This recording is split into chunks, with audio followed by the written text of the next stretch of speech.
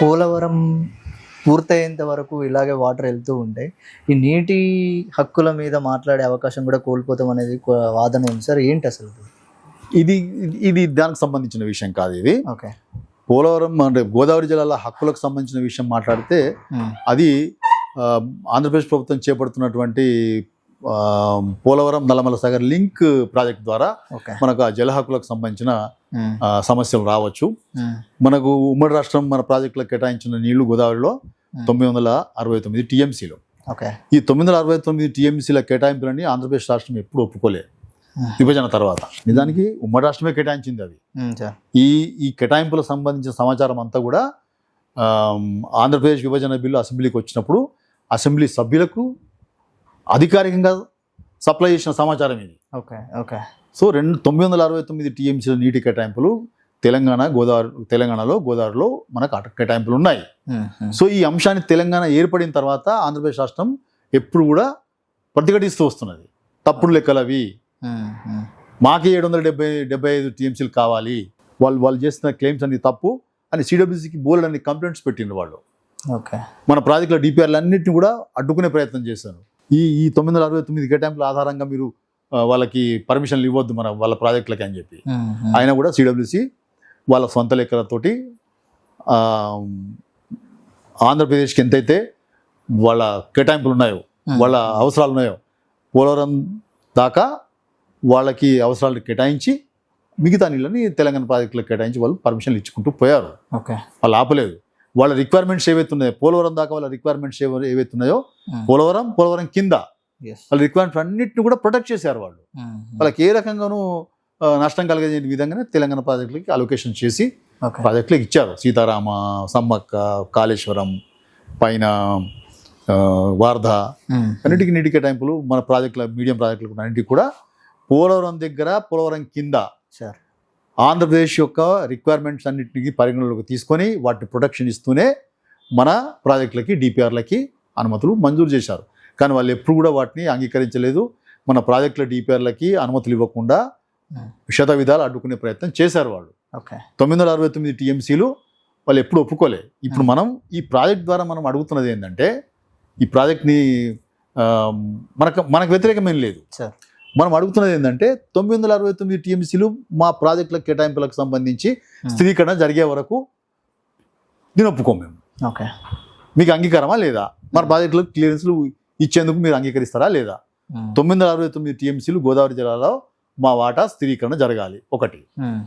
రెండవది, గోదావరి అవార్డు ప్రకారం నువ్వు కనుక పోలవరం నుంచి 80 టీఎంసీలు కృష్ణా డెల్టాకి తరలిస్తే కనుక కుడి కాలువ ద్వారా అందులో మిగులు ఉంటుంది. కాబట్టి కృష్ణా డెల్టాకి ఎక్కడి నుంచి వస్తాయి? కృష్ణా నీళ్ళే కదా. కానీ గోదావరి నీళ్ళు 80 టీఎంసీలు తరలించినందువల్ల కృష్ణాలో ఏర్పడే మిగులు ఉంటుంది కదా, 80 టీఎంసీల మిగులు ఉంటుంది కదా. ఆ మిగులుని గోదావరి ట్రిబ్యునల్ 3 రాష్ట్రాలకి పంచింది. 45 టీఎంసీలు ఆంధ్రప్రదేశ్కి, 21 టీఎంసీలు కర్ణాటకకి, 14 టీఎంసీలు మహారాష్ట్ర. కృష్ణా నీళ్ళని నాగార్జున సాగర్ ఎగువన వాడుకోవాలి. ఈ పాయింట్ గుర్తుపెట్టుకోండి, నాగార్జున సాగర్ ఎగువన వాడుకోవాలి. ఈ నీళ్లు గోదావరికి వస్తున్నాయి కాబట్టి, గోదావరి నుంచి కృష్ణాకు వస్తున్నాయి కాబట్టి ఆ మిగులుని ఈ 3 రాష్ట్రాలు 45-21-14 రేషియోలో నాగార్జున సాగర్ ఎగువన వినియోగించుకోవాలి. ఓకే, విభజన తర్వాత నాగార్జున సాగర్ ఎగువన ఎవరున్నారు? తెలంగాణ రాష్ట్రం ఉంది. కాబట్టి ఉమ్మడి ఆంధ్రప్రదేశ్ రాష్ట్రానికి కేటాయించిన ఈ 45 టీఎంసీలు తెలంగాణవే అనే భావనతోటి ఈ 45 టీఎంసీలు మనం పాలమూరు రంగారెడ్డి కేటాయించుకున్నాం. దాన్ని కూడా ఆంధ్రప్రదేశ్ ప్రభుత్వం డిస్ప్యూట్ చేసింది. సో ఈ ప్రశ్న కూడా మేము వేస్తున్నాం. నువ్వు ఆ 45 టీఎంసీలకు సంబంధించిన దానికి కేసు వేసినావు, నువ్వు సుప్రీంకోర్టులో కేసు వేసినావు, ట్రిబ్యునల్ కేసు వేసినావు. దాన్ని విరమించుకుంటావా లేదా? ఆ హక్కుని మాకు స్థిరపరుస్తావా లేదా? హక్కుని ఒప్పుకుంటావా లేదా? ఇది రెండో ప్రశ్న.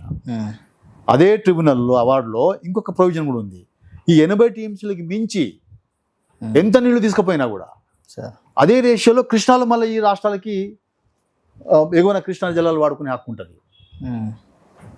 80 టీఎంసీలు తీసుకుంటే 45 టీఎంసీ తెలంగాణకి, 21 కర్ణాటకకి, 14 మహారాష్ట్రకి. మరి దానికి మించి 200 టీఎంసీలు తీసుకుపోతుంటున్నావు కదా నువ్వు. ఆ 200 టీఎంసీలు తీసుకుపోయినప్పుడు కూడా అదే రేషియోలో తెలంగాణకు 112.5 టీఎంసీలు రావాలి. దానికి నీకు ఒప్పుకుంటావా లేదా? ఇది నా జల హక్కులకు సంబంధించిన అంశం ఇది. ఎగ్జాక్ట్లీ. ఓకే, ఇది అడుగుతున్నాం మనం. దానికి వాళ్ళు జవాబు చెప్పే పరిస్థితులు లేరు.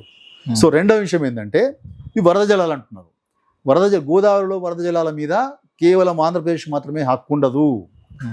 గోదావరి వరద పైనుంచి అన్ని రాష్ట్రాల నుంచి వస్తాయి. మహారాష్ట్ర నుంచి వస్తాయి, తెలంగాణ నుంచి వస్తుంది, ఛత్తీస్గఢ్ నుంచి వస్తాయి, మధ్యప్రదేశ్ నుంచి వస్తాయి, ఒరిస్సా నుంచి వస్తాయి. నీ ఒక్కడే హక్కు ఎట్లయితుంది? కృష్ణా అవార్డుకి గోదావరి అవార్డుకి తేడా ఏంటంటే కృష్ణాలో టేలెంట్ స్టేట్గా ఈ గోదావరి అదనపు జలాల్ని వాడుకునే స్వేచ్ఛనిచ్చింది ట్రిబ్యునల్, బచావ్ ట్రిబ్యునల్. కానీ గోదావరిలో అటువంటి స్వేచ్ఛ లేదు. ఇప్పుడు ఈ బ్రిజేష్ కుమార్ వచ్చిన తర్వాత ఆ స్వేచ్ఛను కూడా తీసేశాడు. వాటిని కూడా పనిచేసిండు. అదనపు జలాలను కూడా 3 రాష్ట్రాలకు పంచిండు. ఇప్పుడు ఆ tribunal award, Brijesh Kumar award సుప్రీంకోర్టులో స్టేలో ఉంది కాబట్టి అది అమల్లోకి రాలేదు. అది కూడా లేదు. ఇప్పుడు కృష్ణాలో కూడా అదనపు జలాల్ని వరద జలాల్ని వాడుకునే స్వేచ్ఛ ఆంధ్రప్రదేశ్కి లేదు. సో గోదావరిలో అయితే మొదటి నుంచి లేదు. అన్ని రాష్ట్రాలకి ఆ వరద జలాల మీద హక్కు ఉంటుంది. కాబట్టి నీ ఒక్కడికి పర్మిషన్ ఇస్తే నాకు కూడా ఇవ్వండి మహారాష్ట్ర అడిగింది. వరద జలాల మీద ప్రాజెక్టు కనుక అనుమతి ఇచ్చే ఆలోచన చేస్తే కనుక మాకు కూడా కరువు ప్రాంతాలు ఉన్నాయి, విదర్భలో, మరాఠవాడలో. మాకు కూడా ఈ వరద జలాల్ని వినియోగించుకొని ఆ కరువు ప్రాంతాలకు తరలించుకునే అవకాశం ఉంది. మరి మీకు పాలసీ కనుక ఉంటే వరద జలాల ఆధారిత ప్రాజెక్టులకి మీరు అనుమతులు ఇచ్చే పాలసీ కనుక కేంద్ర ప్రభుత్వంలో ఉంటే మాకు కూడా చెప్పండి, మేము కూడా మా డిపిఆర్లు పంపుతామని చెప్పి మహారాష్ట్ర ప్రభుత్వం బాధ్యత లేఖ రాసింది. సో దాంతో బెంబేలెత్తిపోయింది. ఇది ఒక మహారాష్ట్రతో ఆగదు కదా, మనం కూడా అడుగుతాం.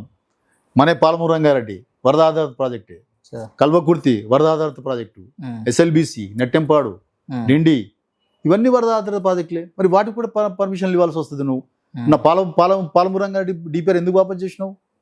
ఈ నికర జలాలు లేవనే కదా. మరి దానికి వరద జలాల ఆధారిత ప్రాజెక్టుకి నువ్వు అనుమతి ఇచ్చినప్పుడు నా పాలమూరు రంగారెడ్డికి అనుమతి ఇవ్వాలి కదా నువ్వు. ఇవన్నీ అడుగుతాం. మనమే కాదు, ఇతర రాష్ట్రాలు కూడా అడుగుతాయి. వేరే బేసిన్ల రాష్ట్రాలు కూడా అరే అక్కడ గోదావరిలో నువ్వు ఇచ్చినావు కదా, మరి మాకు కూడా ఇవ్వండి అని వాళ్ళు కూడా ఇస్తారు. సో ఇదంతా కూడా ఒక కాంప్లికేటెడ్ ఇష్యూని తయారు చేస్తుందనే ఉద్దేశంతో వాళ్ళు ఏం చేద్దామని తర్జన పడుతున్నారు. ఇప్పుడు ఈ ప్రాజెక్టుకి వరద జలాల ఆధారిత ప్రాజెక్టుగా మనం పర్మిషన్ ఇవ్వలేం కాబట్టి దీనికి నికర జలాలు ఎట్లా కేటాయించాలి అనే ఒక తీవ్రమైన సమస్య అక్కడ తలెత్తింది. అక్కడ ఎవరున్నారు? ఇప్పుడు జలవనరుల మంత్రిత్వ శాఖలో సెక్రటరీగా కాంతారావు అని ఒక ఆంధ్ర మనిషిని అక్కడ కూర్చోబెట్టింది. సో ఇక సిడబ్ల్యూసీ తోటి కూర్చొని చర్చలు జరిగి దీనికి ఒక ఎక్సర్సైజ్ నడుస్తున్నది. ఈ పోలవరం నల్లమల సాగర్కి వరద జలాలు కాకుండా నికర జలాలు కేటాయించాలి. సో అందులో భాగంగా వాళ్ళు ఏం చేస్తున్నారంటే మనకు పాలమూరు రంగారెడ్డికి మేము ఎన్ఓసి ఇస్తాం. ఇందాక చెప్పిన కదా 45 TMC మనం కేటాయించుకున్నాం కదా, దానికి ఎన్ఓసి ఇచ్చేస్తాం మీకు, మాకు ప్రాజెక్టు మీరు అనుమతి ఇవ్వండి, మా ప్రాజెక్టు మీరు ఓకే చెప్పండి అనేది ఒకటి. రెండోది నేను ఇంతకుముందు చెప్పిన కదా 45 TMC నిజానికి మనం కేటాయించిన నీళ్ళు అవి మన నీళ్ళే మనకి ఇచ్చి ఎన్ఓసి ఇచ్చి తర్వాత సమ్మక్క సాగర్కి సిడబ్ల్యూసీ మనకు 47 TMC కేటాయించింది. సో 47 TMC మీరు వదులుకోండి అని చెప్పి ప్రతిపాదన పెడుతున్నారు. 969 TMCలు 47 కూడా భాగమే. ఈ ఆల్రెడీ దీనికి హైడ్రాలజీ క్లియరెన్స్ వచ్చి ఉన్నది. సో ఈ 47 TMC మేము వదులుకోండి, మీకు మా పాలమూరు రంగారెడ్డికి మేము ఎన్ఓసి ఇస్తాం. వాళ్ళు ఏం చేస్తున్నారు? ఈ పోలవరం నల్లమల సాగర్కి కేంద్రం తీసుకొస్తున్నటువంటి గోదావరి కావేరి ప్రాజెక్టుతో అనుసంధానం చేస్తున్నారు. గతంలో దీని సోర్స్ ఎక్కడ ఉండే? ఇచ్చంపల్లి లేదా సమ్మక్క సాగర్ మొదటి నుంచి కూడా. కానీ వాళ్ళు సడన్గా దాన్ని ఏం చేస్తారు? సోర్స్ని పోలవరంకి మారుస్తున్నారు. పోలవరంకి మార్చి అక్కడి నుంచి నల్లమల సాగర్ నుంచి సోమశిల నుంచి కావేరికి తీసుకుపోయి ప్లాన్ సిద్ధం చేస్తున్నారు. సో దీంట్లో ఇక్కడ నీళ్లు వాడుతున్నారంటే ఛత్తీస్గఢ్ గోదావరి జలాల్లో వాడని నీళ్ళని వాడుతున్నారు. Unutilised waters of Chhattisgarh. దానికి ఛత్తీస్గఢ్ ఇంకా పర్మిషన్ ఇవ్వలేదు. గోదావరిలో అసలు నికర జలాలు లేవని చెప్పి ఇప్పటికి అన్ని లెక్కలు తేల్చేసినాయి. కాబట్టి వాళ్ళు ఏం చేస్తున్నారంటే గంగా నుంచి లేదా మహానది నుంచి నీళ్ళు వస్తే ఆ నీళ్ళని తరలించుకునే వెసులుబాటు ఉండేది.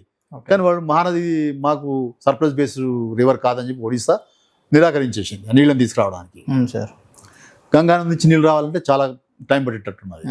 సో ఇప్పుడు ఇమీడియట్గా వాళ్ళు ఏం చేస్తున్నారంటే ఛత్తీస్గఢ్ ఏదైతే వాడుకోలేని పరిస్థితిలో ఉన్నదో ఆ 148 TMCలని ప్రస్తుతానికి వాడుకుందాం. మహానది నుంచి గంగా నుంచి నీళ్ళు వచ్చే వరకు ఈ ఛత్తీస్గఢ్ అన్యూటిలైజ్డ్ వాటర్స్ని మనం ఉపయోగించుకుందామని ప్రతిపాదన తీసుకొచ్చారు.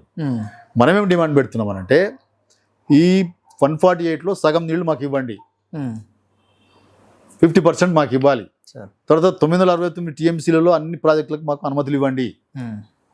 ఓకే, ఈ డిమాండ్లు పెట్టినాం మనం. ఓకే. తర్వాత ఇప్పుడు సోర్స్ మారుస్తున్నారు కదా, సోర్స్ మార్చినప్పుడు ఏమవుతుందంటే తెలంగాణకు మరి నీళ్లు ఇస్తారా లేదా అనేది ఒక ప్రశ్న వస్తుంది. తర్వాత కృష్ణాలో మనకు నీటి వాటాలు మనం ఇంతకుముందు మాట్లాడుకున్నట్టుగా నీటి వాటాలు ఇస్తారా లేదా, ఇవన్నీ సమస్యలు మనకు జలాల హక్కులకు సంబంధించిన సమస్యలు దీంట్లో ఇమిడి ఉన్నాయి. వాళ్ళు ఏం చేస్తున్నారంటే పోలవరంలో ఈ 45 ఏదైతే వాళ్ళకి ఈ అనుసంధానంలో కేంద్ర ప్రభుత్వం చేపడుతున్న అనుసంధానంలో 45 టీఎంసీ ఆంధ్రప్రదేశ్ వాటా, మనం 47 టీఎంసీలు సమ్మక్క నుంచి మనం వదులుకోమంటున్నారు. 45 ప్లస్ కర్ణాటక వాటా 16 టీఎంసీలు ఉంటుంది అనుసంధానంలో. కర్ణాటక నేను ఏం చెప్తున్నానంటే మీరు పైన కృష్ణా నీళ్ళు వాడుకోండి, మీ వాటా మేము గోదావరిలో 16 టీఎంసీలు మేము వాడుకుంటాం. ఓకే.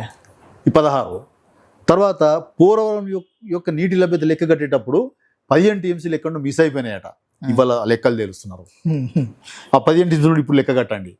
అంటే 45 వాడి వాటా, 47 మన సమ్మక్క సాగర్ వాటా, తర్వాత 16 టీఎంసీలు కర్ణాటక వాటా, 15 టీఎంసీలు పోలవరంలో మిస్ అయిన నీళ్లు, ఇవన్నీ కలిపి 123 టీఎంసీలు తేల్చారు.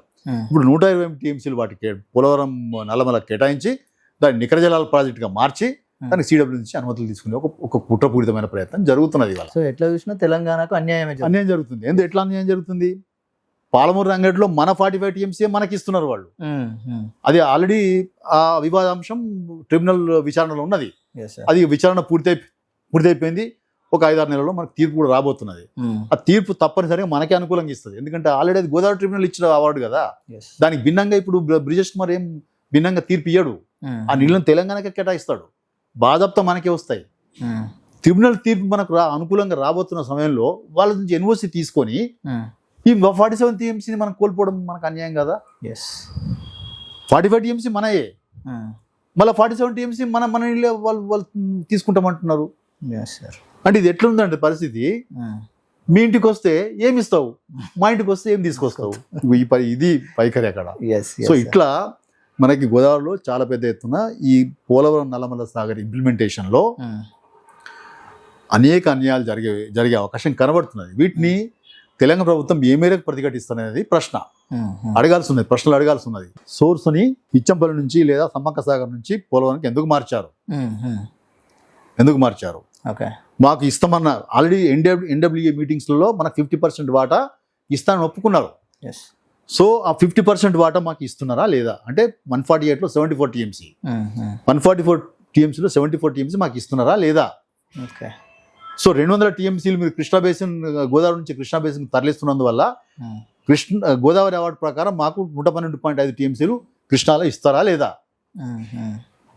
ఇవన్నీ ప్రశ్నలు అడగాల్సిన అవసరం ఉంది. సో ఇవన్నీ తేల్చకుండా మనం ఆ ప్రాజెక్ట్ని అనుమతించే అవకాశమే లేదు, అనుమతించకూడదు.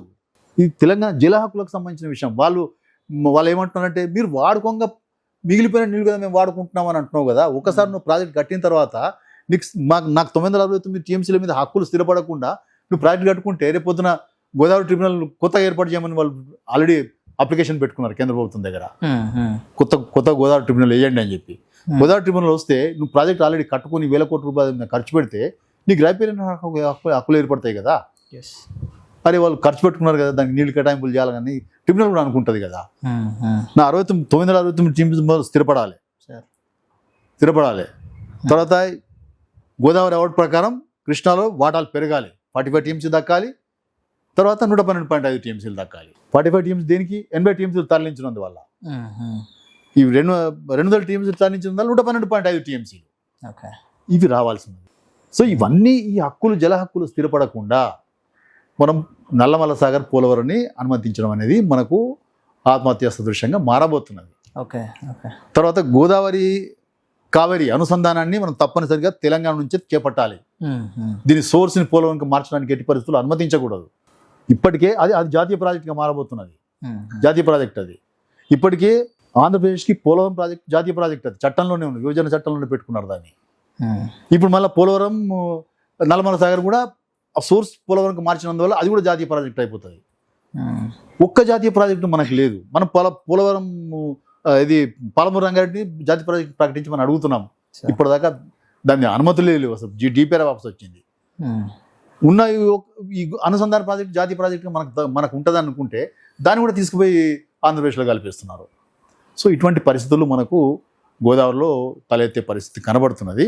సో వీటి మీద తెలంగాణ సమాజం తప్పనిసరిగా రైతాంగం అప్రమత్తమై ప్రభుత్వాన్ని ఆ దిశగా ఆలోచింపజేయడంలో మనం ప్రయత్నం చేయాల్సి ఉన్నది తప్పనిసరిగా. చివరిగా